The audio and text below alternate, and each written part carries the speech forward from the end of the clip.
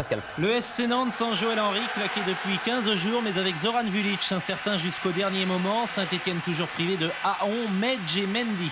La nostalgie peut-être, les bons résultats de Nantes et Saint-Etienne, sûrement. Ils étaient hier soir 25 000 à la Beaujoire. Ça débute à la 10e minute avec ce centre de Jean-Michel Ferry, repoussé par Cuervo.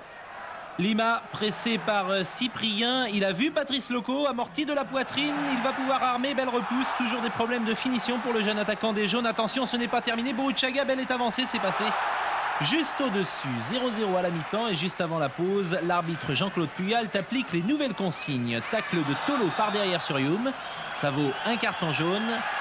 Discussion autour de l'arbitre, ça vaut un deuxième avertissement. Il y en a eu 6 hier soir. Pagal, Tolo, Bell, Cuervo côté Saint-Etienne et Boruchaga, Edli pour les Nantais. Deuxième mi-temps, les Verts s'imposent au milieu du terrain et gênent les jaunes. Transversales de Pagal. David Marot sort de la tête devant Moravchik, beaucoup plus calme que mercredi soir face à la France.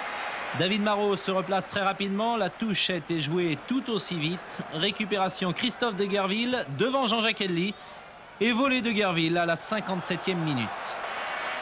Edli, Vulic devenu l'un des hommes de base du FC Nantes, impeccable en défense, il s'improvise souvent en attaquant efficace. Jean-Michel Ferry.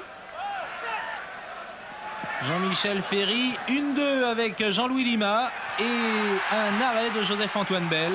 Il fait toujours ce qu'il faut à 37 ans. Bell sera bientôt le Connors du football français. Edli toujours sur le flanc droit. Ferry dans le même couloir.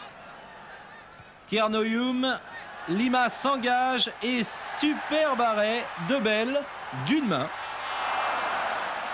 Et une roulade en plus. Ferry.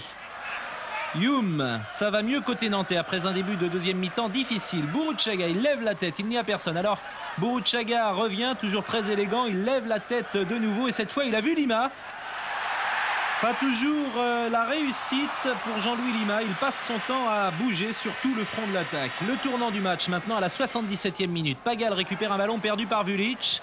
Une hésitation de Capron, Didier Tolo en profite, il va éliminer le dernier défenseur des jaunes.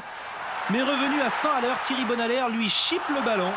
Merci Bonalaire, dira le cœur des Nantais après le match. À la 77e minute, 1-0, c'en était évidemment terminé des chances nantaises. Au lieu de cela, une minute tout juste plus tard, coup franc Jean-Jacques Edli. Boruchaga, déviation, deuxième tête Patrice Loco et au deuxième poteau Jean-Michel Ferry. Pour le but de la victoire, son deuxième but de la saison du milieu de terrain nantais. Et ça sent terriblement la combinaison travaillée à l'entraînement, confirmation avec Jean-Michel Ferry.